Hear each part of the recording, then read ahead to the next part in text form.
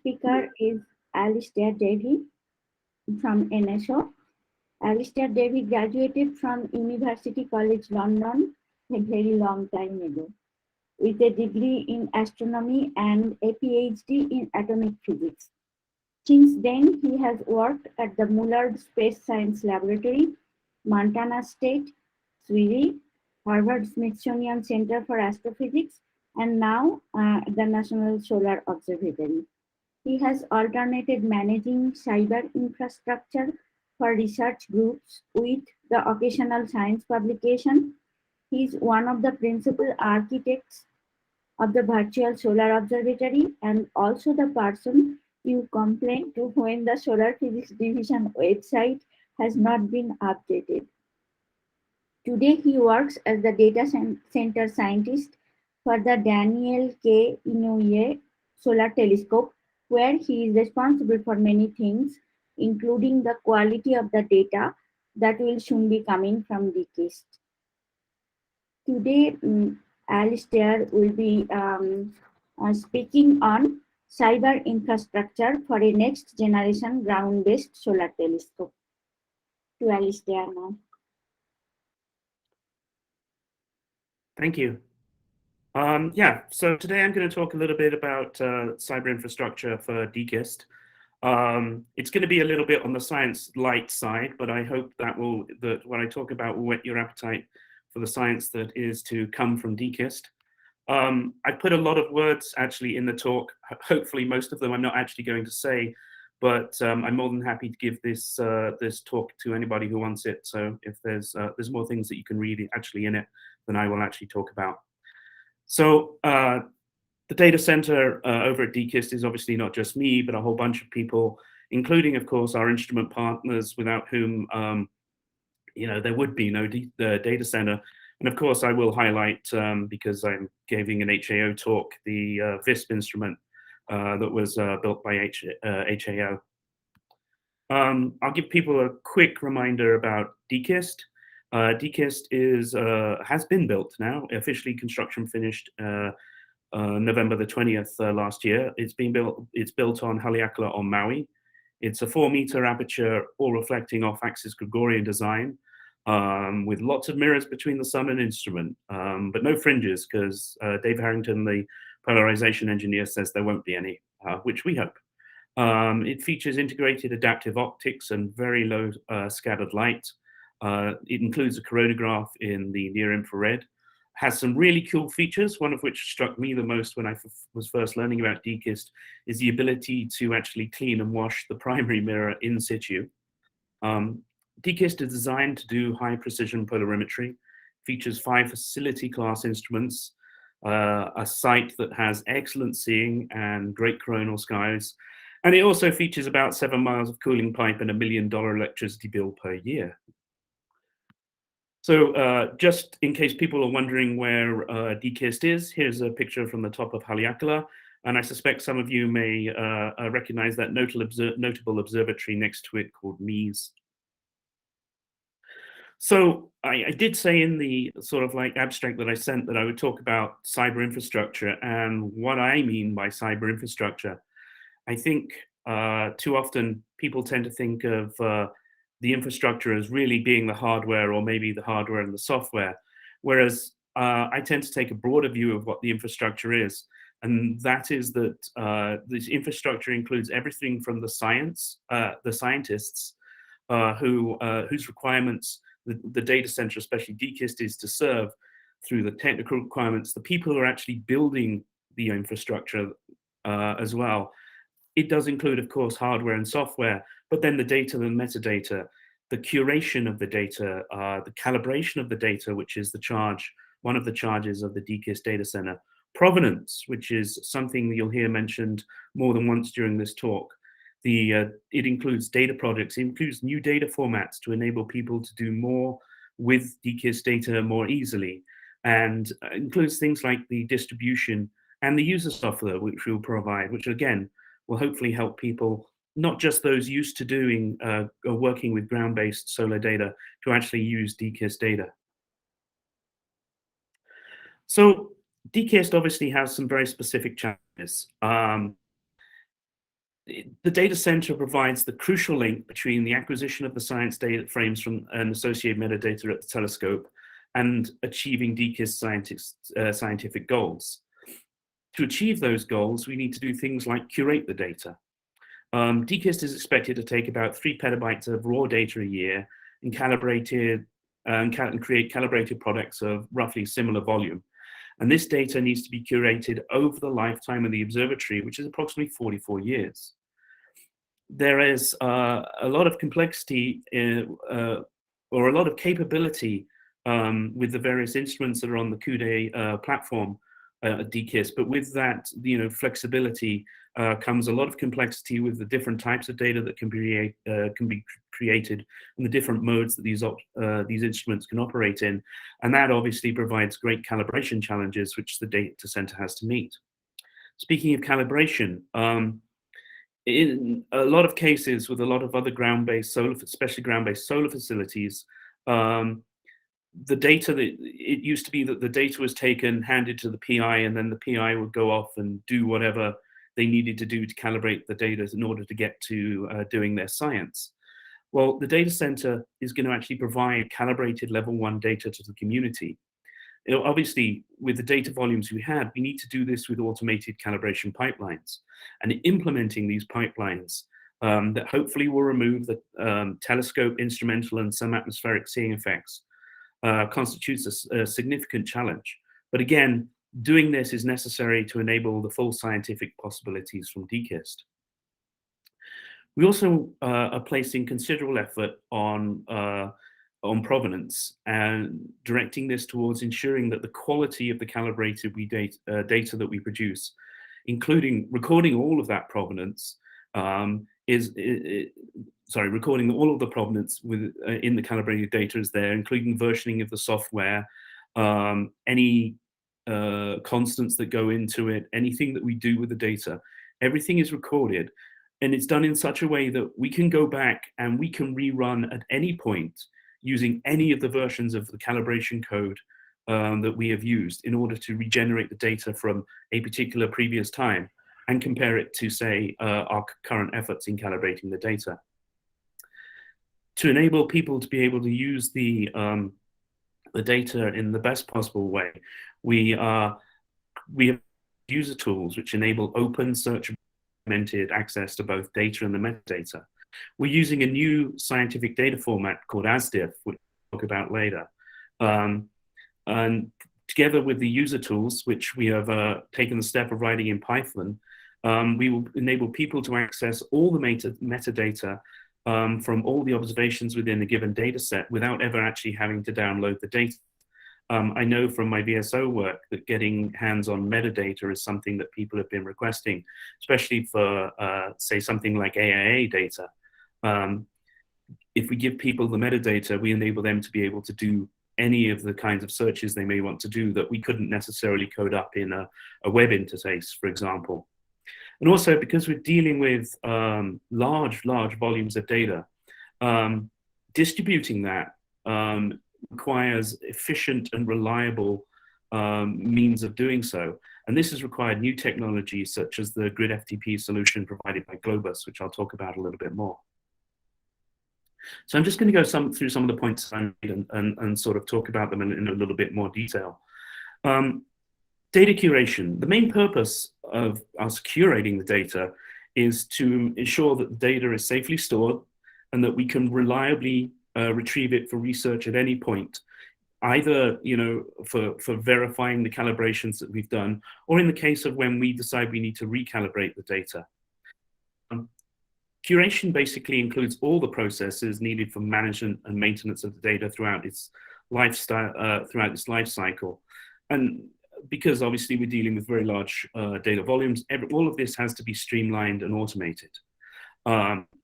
We are the raw data we are storing long-term using Amazon Glacier as our disaster recovery, but we will actually aim to keep all the level 0 and level 1 data online at NSO. We're tackling some challenges that when we're dealing with very, very large data systems, how do you make sure that the data you have in your database and the data that you have on disk is actually correct? is not suffering from what they call bit rot.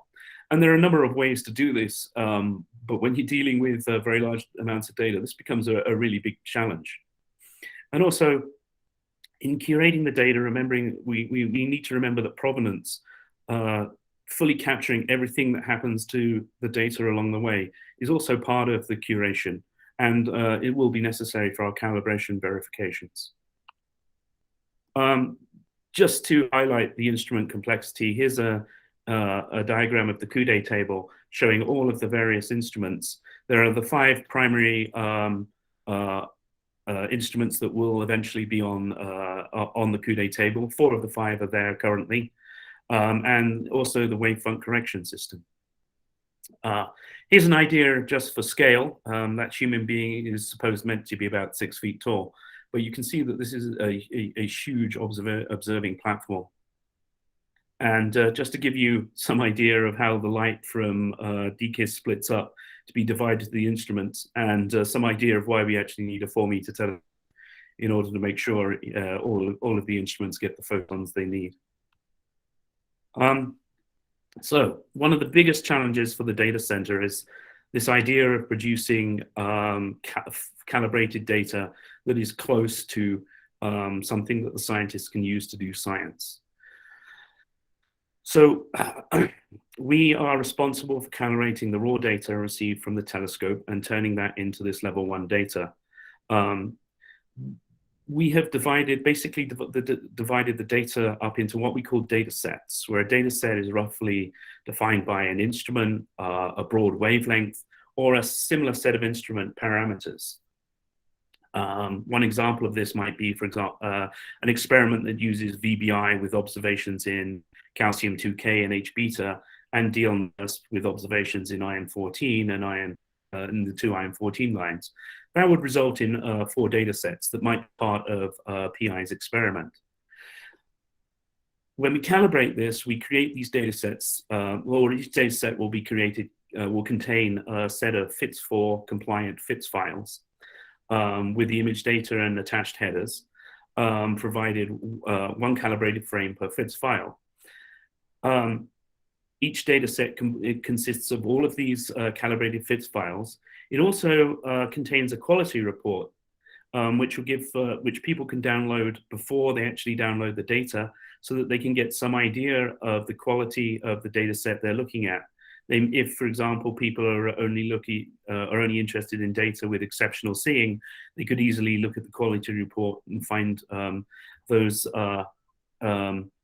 data sets which have that kind of excellent seeing.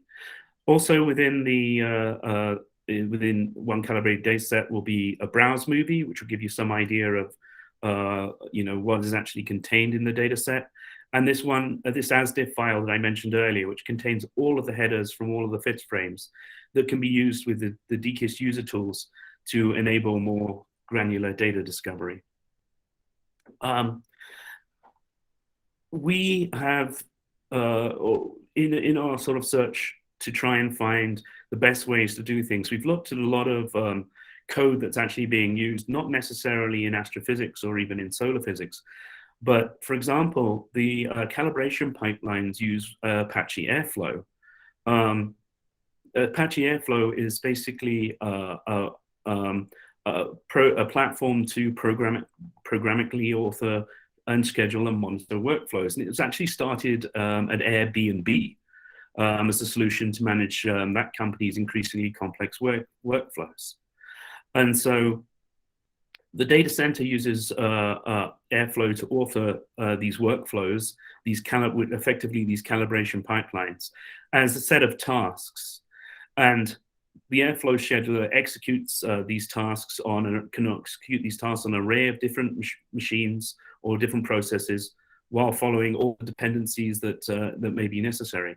And Airflow provides a really rich interface which allows us to visualize these pipelines in production, monitor their progress, and if there are any issues, we can troubleshoot them. What this has enabled us to do is to create these small blocks of code and have them run with this pipeline, and when we, when we need to change things, we only change the small blocks, as opposed to needing to make wholesale changes with, certainly with some other systems that I've worked with in the past. And so this is also, again, feeds into this idea of provenance. We can, not only the pipeline, but every one of the components of the pipeline is versioned, so that any changes at any time we can go back and we can reproduce. Funnily enough, versioning was not a piece that was actually in HAO to begin with, and has actually been implemented within the data center here. And just to highlight, one of the instruments we've been working with the most is the VISP instrument. And here, just an example of the calibration and all of the calibration steps, all of the documentation will be available to people to be able to read. So one of the things we've been concentrating on is trying to create a quality framework. It's the age-old question of how do we know that when we are producing good quality data? Well, I know in the past you turned to some person who seems to have worked on ground-based solar data for the last century and say, hey, is this data any good? And hopefully they nod and say yes. But how do we, in a programmatic way, because we have such large data volumes, work out whether or not we're producing good quality data? Well, obviously, quality control is not a single step. It's not a single result from the calibration pipeline, but rather is a continuous process that begins when we ingest the data and goes through all the way through the calibration process to the creation of level 1 products. And we obviously understand that our quality framework will evolve as well as we gain more calibration experience, and we work out, what best represents the quality of the data. And, we get feedback from scientists on what helps them to make decisions about what data sets they want to look at, for example. So setting up the quality framework, we basically determine the suitability of, we start by determining the suitability of science and the calibration data for the calibration activities. If we have science frames and no darks, we have a problem and we can't actually even start the pipeline. The way we do the way we use the framework is to basically evaluate things frame by frame, and then also as a collection of frames. We verify metadata consistency everywhere. And we've determined a bunch of quality metrics for each one of the calibration steps which is applied to the data. This framework will also allow us to perform longer-term monitoring and trend evaluation as we go along. And obviously, we document everything that we're doing, our processing history, all of the code and parameter versions that I've mentioned, so that we can reproduce any of this at any particular point. And as I mentioned earlier, if people were looking for data with exceptional seeing, for example, then that kind of information is already in the quality framework and is put in the quality report that goes with each data set. I think I probably mentioned enough about the provenance side of things. This slide just really kind of emphasizes everything I've talked about. But everything that we do, we track, we keep, and we will be able to reproduce in the future. So I wanted to talk a little bit more about the ASDIF file. ASDIF is a file format. It's an XML-based file format that's being used by JWST. They're actually using it for both the metadata and their image data. DKIST won't use it for the image data, but we'll use it to capture all of the headers, all of the FITS headers for all of the FITS files that are contained in a data set. It will create an ordered nested list of all the file names in the FITS files that provide information about how to construct the full data set array from the component FITS array, so that you know where each file in the data set fits. It provides a generalized world coordinate system, which provides the coordinate information for each of the reconstructed data set arrays. It has many features which the current FITS format, for example, or which currently limit the FITS format. ASDIF does not have any limitation on attribute names, so you can use more than 8 characters. And it doesn't place any restriction on sizes of types of attributes. And you can explicitly code hierarchical relationships into the syntax, and that requires no special tools. Using this ASDIF file, as I said, from the web interface, the smallest quanta of data you'll be able to download is a single data set. But using the ASDIF file in conjunction with the user tools, you'll be able to do fine-grained searches and also actually access files on an individual level, should you wish to do so. So here's just a quick link to the user tools guide. Before any of this actually ever gets made public, I just want to point out that we've put a lot of effort into the documentation side of things. Certainly something that's sometimes been lacking on other projects I've worked with, or as something that's come along a long time, or at least a lot of time after tools have actually been implemented. But here we've used methods of creating, or at least we've used methods whereby we literally are writing the documentation into our code and automatically extracting and generating pages like this one. So I want to talk harp a little bit more on about distribution. I'm sure for some of the older folks listening to this might remember the days of walking away from the Dunn telescope with bunches of disks. I don't know if Phil is listening today, but I do wish to point out that any resemblance between the character holding the disks here and Phil Judge is purely coincidental. Obviously, when we're dealing with these large data volumes, this kind of walking away with disks model, or even FTP kind of site distribution, just is no longer viable. When you are trying to download multiple terabyte data sets, and there are multiple people trying to download multiple terabyte data sets, you need a distribution system that is going to be stateful, that can continue if interrupted without having to restart the download, that can deal with, temporary network outages, and also can handle transfers that may last many days. And I promise you that even with all the resources and the networking at NSO, these data sets will take many days to download to some places. And then the other important point is we can't give you a data set and you download it and you find that data set is corrupted. So in order to give you the best possible download experience, we're using Globus, a grid FTP system, to transfer data to files to the users. And Globus does all of these things I mentioned. It guarantees stateful, it can be restarted without, or it can be interrupted, and it doesn't have to restart the transfer. And it promises that the data that is at NSO will be the data that ends up at your endpoint. So there are going to be a couple of new steps that perhaps people haven't come or aren't used to dealing with before. And one of them is that you will have to create a Globus account in order to be able to download data from DKIST. If you've already proposed observations for DKIST, you already have a Globus account and you don't have to get another one. Globus works by what's called endpoints. Endpoints are basically places between which you want to transfer data. One of the endpoint, the one that you'll be transferring from, is the one at NSO, and then the other endpoint will actually be somewhere that is local to you. That could be your laptop or desktop machine, but please remember these are going to be very large data sets at some point.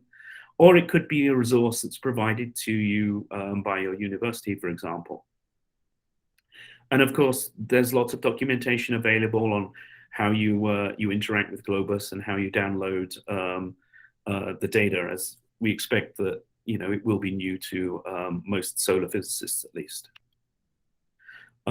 Just very quickly to show you, we have a web interface. It allows you to do a whole a ton of different kind of filtering in order to find the data sets you want. There's going to be full documentation about it online as well. And this will be coming soon as we have data sets ready to release to the public. So how do we actually construct the guts of what what I've just talked about? The building blocks of the data center, well, it actually starts with the science requirements. there's no point in building a data center that doesn't actually fit the needs of the scientists. So many years ago, scientists and the data center sat down and worked out exactly what was going to be needed to store, process, calibrate, and distribute DKIST data. And so we actually started the design of the data center from all of these science requirements, and there were quite a few of them. So one of the interesting things is people talk a lot about, well, isn't the answer nowadays just to send everything to the cloud? And in previous talks I've given, I've gone, well, no. And I'm actually going to change it to say, well, yes. The only difference being is we're sending it to our own cloud, the cloud that NSO is effectively, or the data center science has built for DKIST. And we're doing pretty much the same kind of thing that all of those providers like Amazon and Microsoft and Google are doing too. Why are we doing it ourselves? Well, there are still fundamental problems with like paying for getting data out of these providers like Amazon, for example. But on the other hand, we also are very grateful that from CU we get space in a data center, we get electricity and cooling, and we also get security services, etc. So it actually is more cost effective for us at the moment to build our own effectively cloud system than it is to actually deploy this in something like Amazon. And you can see on the left-hand side from that block, it's a standard kind of cloud setup. We have our physical infrastructure. We realize that infrastructure into sets of platforms, and then we start building services, container services, etc., on top of those realized platforms in order to build up the infrastructure that we will need to do all of the tasks that I have previously mentioned. Doing it this way also allows us a great deal of flexibility and allows us to respond to changing data center needs, to replace hardware in an easy fashion, sustainable fashion, and to actually throw more resources in areas where we find that they become required as we move forward. So these kind of, the data center is basically a fully service-oriented architecture, and we kind of build things up, you know, from the hardware through these realized services to these applications, and then we create we've created base applications that all of the different services will need, such as system management services, various shared services like access to primary data stores, and then these applications, which are the things which really do all of the heavy lifting in terms of the processes we need to store and process DKIST data. And I've just kind of illustrated that a little bit on the left. But again, doing things in this way also enables us to work with what is effectively only a small set of people in order to build something which is, you know, very akin to the best of the cloud providers out there. And here's just kind of an overview of the data center and where it fits in with other parts of DKIST operations, such as the telescope, such as science planning, and as I say, yeah, it's just a kind of overview of how things generally hold together. So that was pretty much all that I wanted to throw at you, but I'm just going to go through, I have two summary slides where I want to talk a little bit about what I think is important and what I think is different about the way that DKIST has done things. Certainly, I in the past have built data centers, storage caches, etc., for things like SDO. And I certainly have never done it in the way that DKIST has done. But then I fully realize now that the kind of old methods that I would have used to put together, you know, storage systems really aren't going to work and scale for what DKIST is actually needs. So we have used basically, state-of-the-art methodologies, which you'll find in a lot of commercial operations, things like continuous integration, continuous delivery. We have every component that we put together has tests associated with it. Everything is fully tested. And so when we deploy code, it's not like the old days of, just hacking, making a change, and maybe putting a note in the documentation about the change you made. No, every change goes through multiple stacks, through multiple sets of tests, in order to make sure that we do not introduce any problems further down the line that we might have not anticipated. So as I talked about, DKIST is designed around this microservice-driven architecture, which allows us to deploy small changes to various processes without having to disrupt the entire system with large-scale outages, and again, to provide additional resources where they might be required. The data center has been designed to be a flexible system that can accommodate scientific and instrument and technological changes. We know, for example, that at some point in the future, the instrumentation on the CUDA platform is likely to change. The design of DKIST allows us to replace and upgrade hardware and software, but maintain our operational status and all the data and processing that we need to do. And as I state there, flexible systems are designed. They're not reverse engineered. I've seen a number of times the issues that arise with trying to reverse engineer flexibility into system.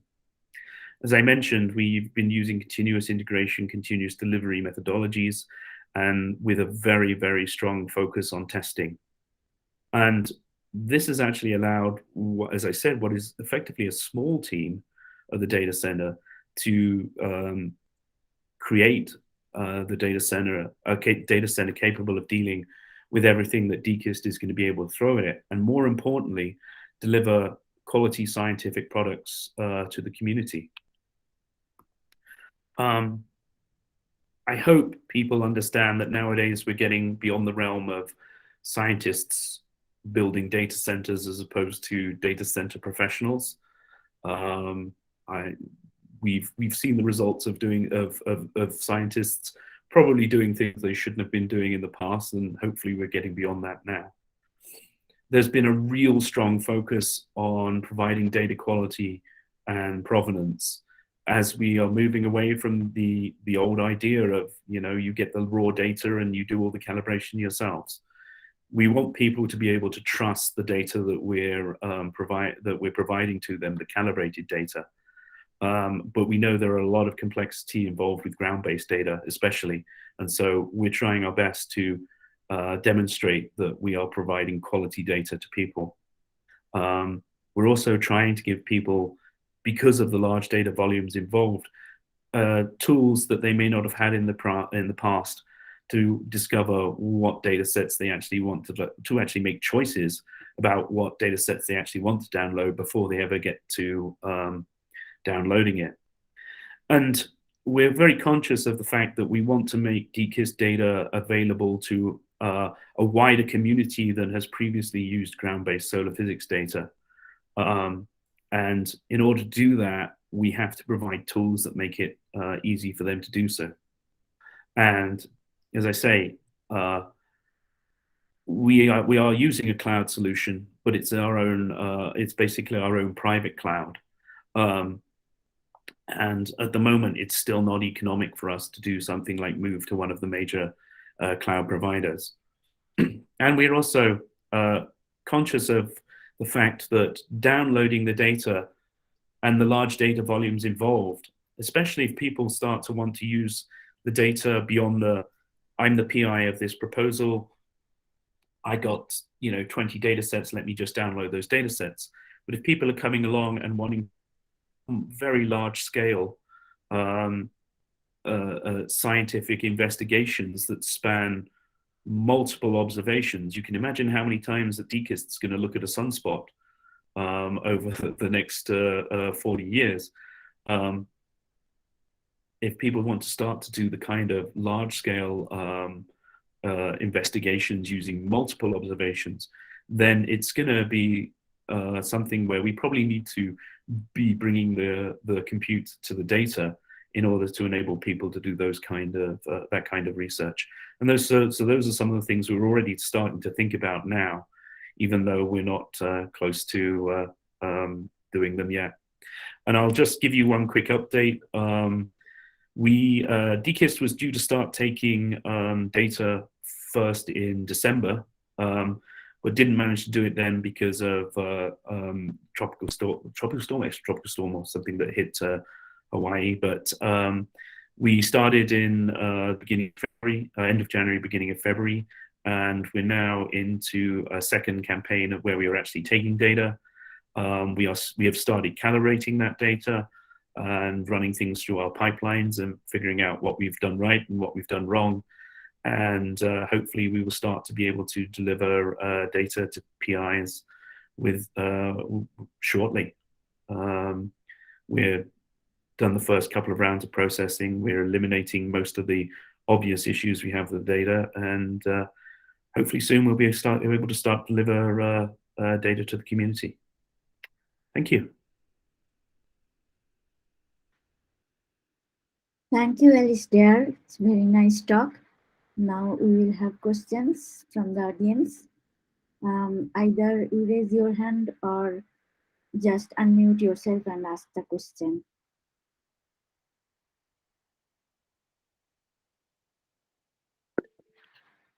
Matthias. Yeah, thank you very much for this talk. My question is regarding, I mean, the data processing and calibration will likely evolve over time as you learn issues with data which were originally not anticipated. So if you major updates, do you reprocess all data, or is it not possible given the data volume? That's a real interesting question, and one we're still trying to work out how we're going to approach. Obviously, when we're dealing with these first data sets, and we've obviously learned quite a bit so far, we're just reprocessing the data set, running it through the pipeline again. But as you said, these things are going to evolve. How we actually approach that is an interesting one. It may be that we kind of do an on-demand reprocessing, so that we will know if a particular data set will need reprocessing, but we until maybe somebody comes along and says and wants to download that particular data set, we may not actually reprocess it until that point. Depending how far we are in and how egregious things are, then we may actually just have to go back and reprocess a number of data sets. And obviously, if there's issues that we find that we might think will materially affect science quality, then we will not only will we need to reprocess data sets, but we will also need to make sure PIs are aware of the fact that there may be a particular issue with one of the more of their data sets. Thank you.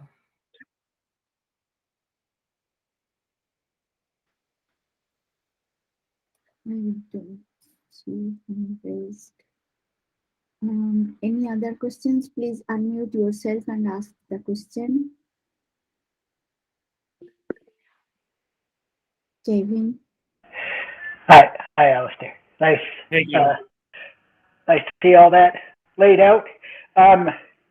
One question. The videos of the quick looks, I think you mentioned would be on YouTube. Is that? Yes, or it may be one of the other video providers, but they'll be stored on one of the video providers. Will those turn into a revenue stream for DKIST? Every view will. I can't answer that question without my lawyers present. Yeah. No, my other question was the pipeline software. I mean, Airflow manages the different components as things go through that pipeline. Will the underlying pipeline code, is that going to be available? What's the? Yes, that code actually. The very first processing of the data, as an example, it wasn't run in our pipelines. It was run using the pipeline code separately. And so, yes, people will be able to download the code and run it themselves if they want to. All of that will be made available. Great, thanks. Other questions? Matthias again. Yeah, I just have a hardware question, just out of curiosity. Are you planning to store the data on tapes, or are you also moving to big disk farms? Because in our computing center in NCAR, we got rid of most of our tape storage except for very special purposes and moved to just very large disk farms. We are purely a mixture of solid state and spinning disk. Yeah.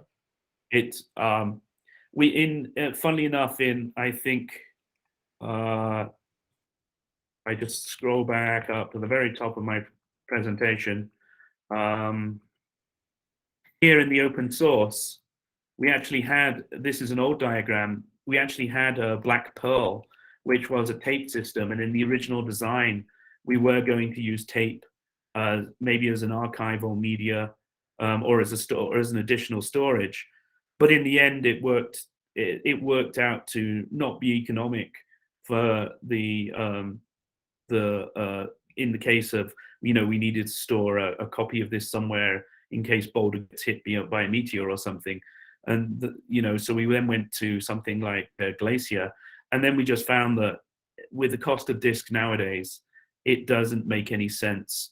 And we don't, funnily enough, by the time you start to get to fairly large storage systems based around tape, the maintenance issues that start to occur can be a real pain in the ass. So in the end, it was just, we found out with falling prices of disk, we could actually keep everything online at NSO and just keep it on disk.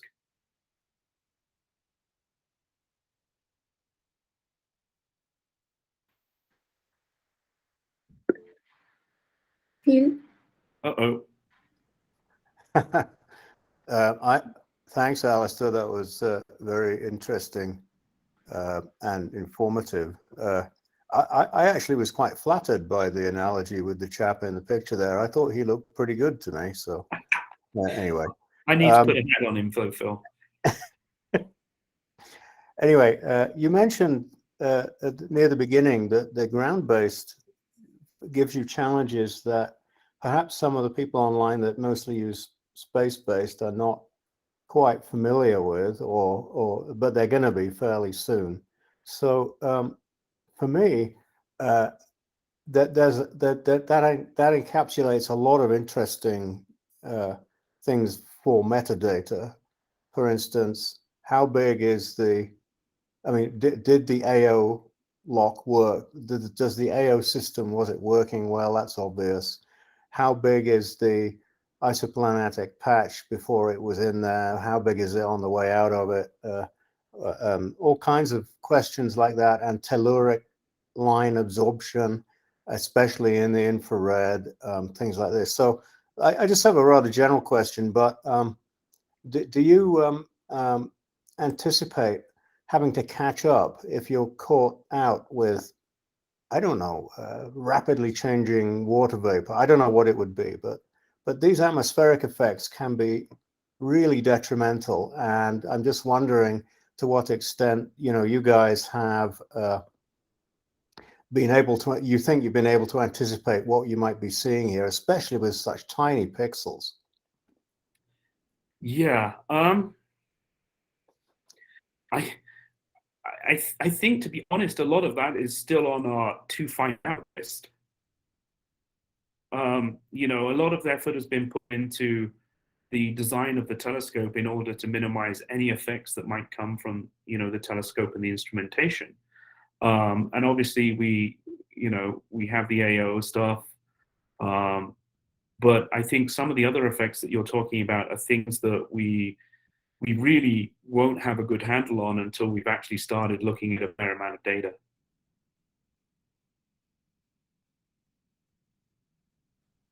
Okay, so the message, I think, for me is that is buyer beware at the beginning, at the very least. Of course, everybody knows that, but but especially with these effects of polarization inducing crosstalk, you know, it is a data quality issue.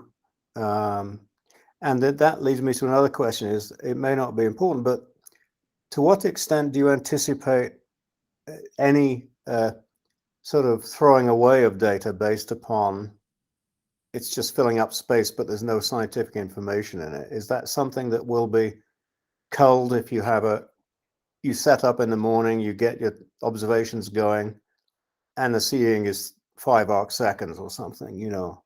Yeah. I mean, we have one example of that already in one of the data sets that was taken. They started taking data, and then it just deteriorated so badly that they stopped the observation before it was fully completed. And so we are very reluctant to throw anything away. Because you know, even that data set, maybe the first 100 frames of it might be useful to somebody. And while we don't have you know, any issues with space and the rest of it, I don't think the any data will be thrown away if it gets sent to the data center. If up on the mountain, you know, they're 2 frames in and something, you know, something goes wrong, they may not even actually send that data set to us if they realize that it's just going to be completely useless. And if there is no possible scientific use for it. Okay, thanks. You know, I was just going to go back to your previous question, because I just wanted to say one thing, especially when we're in this what's called shared risk phase. Then it's certainly not going to be a case that we'll hand data off to people and say, here you go, you're on your own. We expect to interact fairly closely with PIs to try and, you know, find out what issues they may come across, and, you know, any more assistance that we can be, and take that feedback and obviously try and use it to improve the calibration of the data that we will be giving out.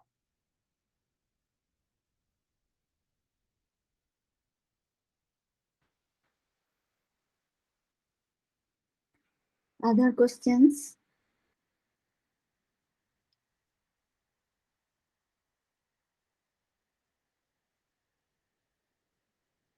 I don't see any hands raised. If you have questions, just unmute and ask.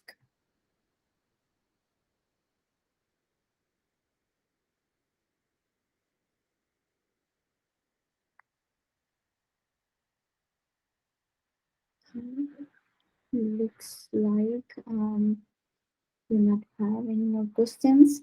So let's thank our speaker again for a very nice talk.